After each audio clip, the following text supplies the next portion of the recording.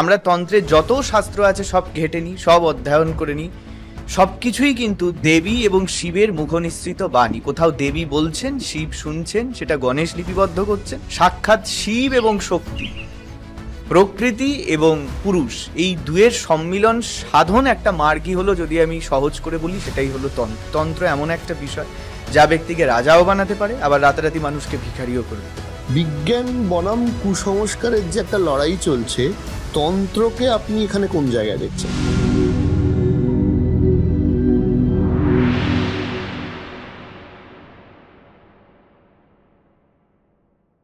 তন্ত্র মানে কি শুধুই রহস্য, নাকি আমাদের একটু আপনি বুঝিয়ে বলুন যে তন্ত্রটা কি এবং এই রহস্যটাই বা কি? আচ্ছা, প্রথমত হচ্ছে তন্ত্র শব্দের অর্থ নিয়ে আমি বেশি বিশ্লেষণে যাব না, কারণ আমরা প্রত্যেকেই কম বেশি জানি যে তন্ত্র মানে তনু শব্দের থেকে তন্ত্রের উৎপত্তি, যা আক্ষরিক অর্থই হচ্ছে ব্যক্তির তনু মানে শরীরকে ত্রাণ প্রদান করবে, পরিত্রাণ প্রদান করবে, অর্থাৎ আপনার মোক্ষ বা মুক্তি লাভের মূল মাধ্যমই হলো এই তন্ত্র। কিন্তু একটা কথা না বললেই নয়, তন্ত্রকে আপনি যদি কেবল সাধনা হিসেবে দেখেন, তন্ত্রকে আপনি যদি কেবলমাত্র একটা শাস্ত্র হিসেবে দেখেন, তার সব কিছুর ঊর্ধ্বে দেখতে হবে তন্ত্রের সৃষ্টি বা উৎপত্তি কোথা থেকে। সেটা হচ্ছে সাক্ষাৎ দেবী জগদম্বার থেকে। আমরা তন্ত্রের যত শাস্ত্র আছে সব ঘেটে নিই, সব অধ্যয়ন করে নিই, সবকিছুই কিন্তু দেবী এবং শিবের মুখনিসৃত বাণী। কোথাও দেবী বলছেন, শিব শুনছেন, সেটা গণেশ লিপিবদ্ধ করছেন। কোথাও শিব বলছেন, দেবী শুনছেন, গণেশ লিপিবদ্ধ। মানে একাধারে শিব প্রশ্ন করছেন, দেবী উত্তর দিচ্ছেন, অন্যধারে দেবীর যেসব সংশয়গুলো শিব উত্তর দিচ্ছেন, গণেশ লিপিবদ্ধ করছেন। তার মানে সাক্ষাৎ শিব এবং শক্তি, প্রকৃতি এবং পুরুষ, এই দুয়ের সম্মিলন সাধন একটা মার্গই হলো, যদি আমি সহজ করে বলি, সেটাই হলো তন্ত্র। এবার আপনি যে প্রশ্নটা আমাকে করলেন যে তন্ত্র মানে রহস্য, ভয় ইত্যাদি ইত্যাদি, সমস্ত কিছুই তার মধ্যে থাকবে। আমরা যদি কোনো একটা বিষয় থেকে, কোনো একটা সিনেমা, আমরা যদি শুধু হাসির জিনিস ঢুকিয়ে দিই, সেটা কি লোকে দেখবে? তার মধ্যে তো ফাইটিংও থাকতে হবে, একটু ক্লাইম্যাক্সও থাকতে হবে, একটু রোমাঞ্চকর বিষয়, রোম্যান্সও থাকতে হবে। সবকিছু নিয়ে তো একটা সিনেমা। একটা মানুষের জীবনে সবকিছু থাকে। তন্ত্রের মধ্যে সেই সবকিছু আছে, যেটা একটা মানুষের জন্ম থেকে মৃত্যু পর্যন্ত তাকে নিয়ন্ত্রণ করবে।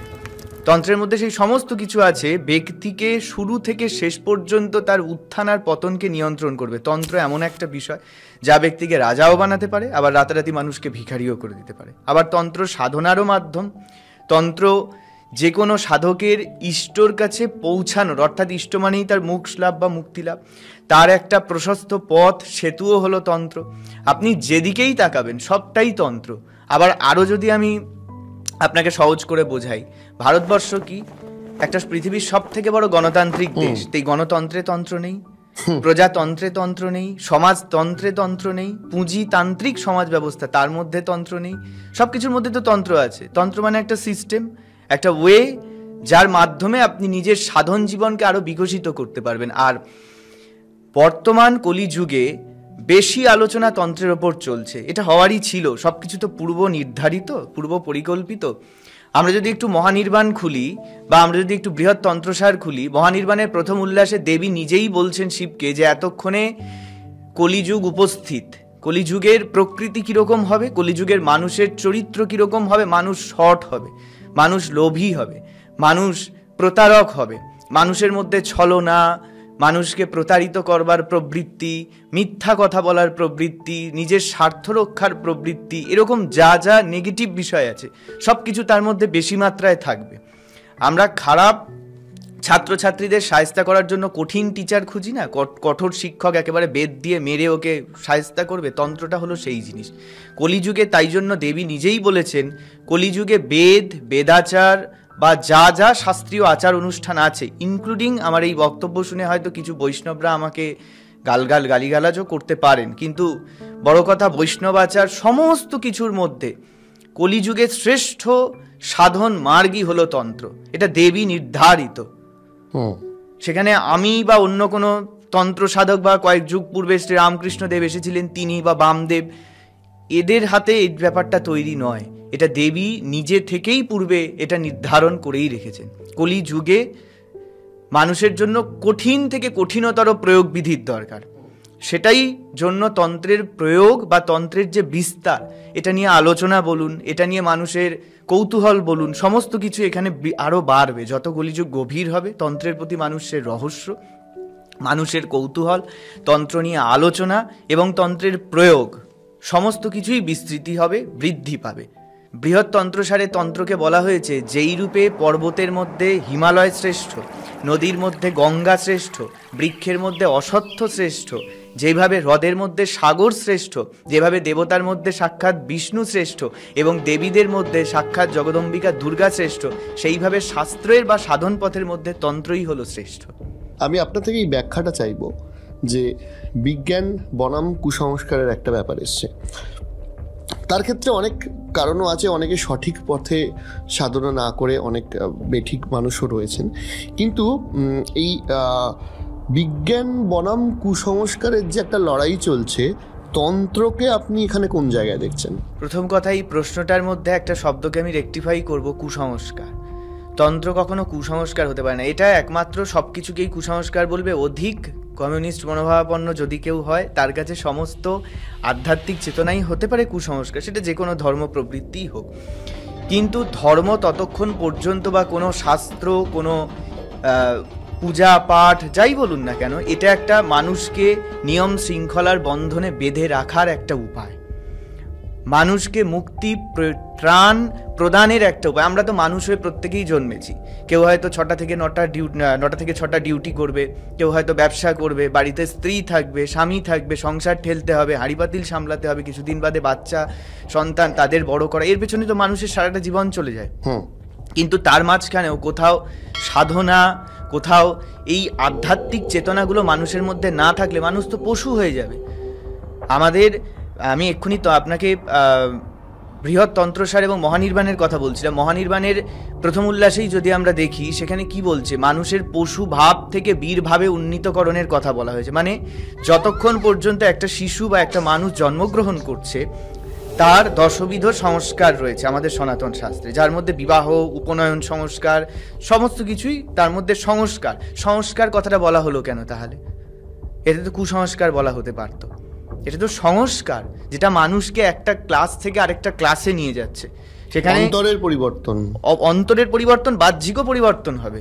আপনি হয়তো যখন স্কুলে পড়ছেন, কলেজে পড়ছেন, আমি নিজের কথাই যদি বলি, আমি কি কলেজে পড়িনি, স্কুলে পড়িনি, তখন কি আমি শার্ট প্যান্ট পরে স্কুল কলেজে যেতাম না?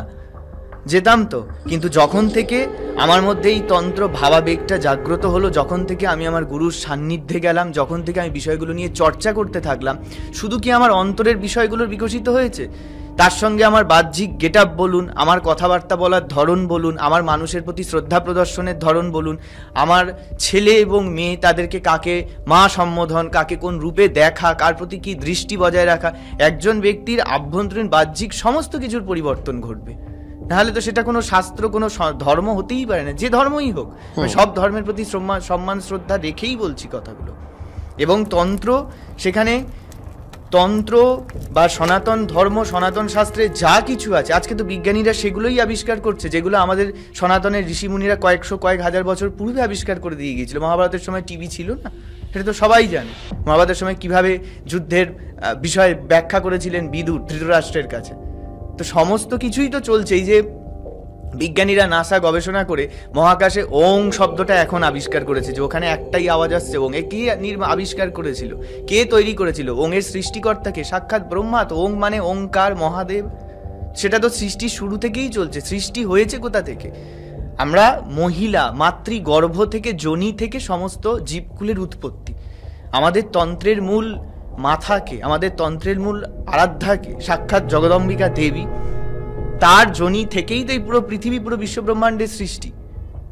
তার মধ্যে কুসংস্কার, বিজ্ঞানটাও তো তার থেকেই সৃষ্টি। তবে একটা কথা আমি বলবো, তন্ত্র ততক্ষণ পর্যন্ত পজিটিভ, ততক্ষণ পর্যন্ত ইতিবাচক, যতক্ষণ আপনি এটাকে ইতিবাচক রূপে ব্যবহার করতে পারবেন। তন্ত্রের অবশ্যই পজিটিভিটি আছে, নেগেটিভিটি। শ্রী মা বলতেন, পজিটিভিটি থাকলে নেগেটিভিটি থাকবেই, ভালোটা থাকলে মন্দটা থাকবেই, এফেক্ট থাকলে সাইড এফেক্ট অবশ্যই থাকবে। এই মন্দটা যা কিছু হতে পারে, সেটা ভূত প্রেত পিশাচ হতে পারে, সেটা তন্ত্রের অপপ্রয়োগ হতে পারে, বা যা কিছু হতে পারে। পজিটিভ থাকলে নেগেটিভ থাকবেই, নেগেটিভ না থাকলে তো আপনি পজিটিভের গুরুত্ব বুঝতে পারবেন না। এবং তন্ত্র মানে অবশ্যই সংস্কার, যা দেবী মুখ নিঃসৃত তা কখনোই কুসংস্কার অপসংস্কার হতে পারে না। আর বিজ্ঞান বলুন, জ্যোতিষ বলুন, তন্ত্র বলুন, আধ্যাত্মিকতা বোধ বলুন, সমস্ত কিছু একটা মানুষকে শৃঙ্খলে বেঁধে রাখবার একটা বিষয়। যে পশুভাব বলছিলাম, যদি মানুষের জীবনে শৃঙ্খলাই না থাকে, নিয়মানুবর্তিতাই না থাকে, সে তো রাস্তার পশু তুল্য হয়ে গেল। এই যে বর্তমানে মহিলাদের সঙ্গে যা ঘটছে, বা যেভাবে করাপ্টেড, দুর্নীতিগ্রস্ত সমস্ত দিকে, প্রশাসনিক দিকে বলুন, সমাজ ব্যবস্থায় বলুন, তার মানুষ তো পশুতুল্য হয়ে যাচ্ছে। এই জীবনটা কি সকলের জন্য প্রযোজ্য? সবাইকে এই জীবনটাকেই বেছে নেবে? মানুষ তো এরমই হয়ে যেত যদি স্কুল কলেজ আরও না থাকতো। আপনি একটা বিষয় দেখুন, আমাদের অনেক রকম স্কুল কলেজ প্রতিষ্ঠান আছে, তাহলে রামকৃষ্ণ মিশন শ্রেষ্ঠ হলো কেন? সেখানকার স্টুডেন্ট ছেলে মেয়েদের একটা ছোট থেকে একটা শৃঙ্খলার মধ্যে একটা বড় করা হয়, এটা তো মানবেন, একটা নির্দিষ্ট নিয়ম শৃঙ্খলা সব জায়গায় স্টুডেন্ট, তাহলে সব জায়গায় তো পুজো পাঠ হয়। রামকৃষ্ণ মিশন বলুন, ইস্কন বলুন, ভারত সেবাশ্রম সংঘ বলুন, তাদের পূজা, তাদের গোছানো, তাদের জোগাড়ের যে একটা ভাবধারা, যেটা পুজো করতে হবে না, ওটা দেখেই মন প্রসন্ন হয়ে যাবে, এটা কি সবার পক্ষে সম্ভব? না, একদমই না।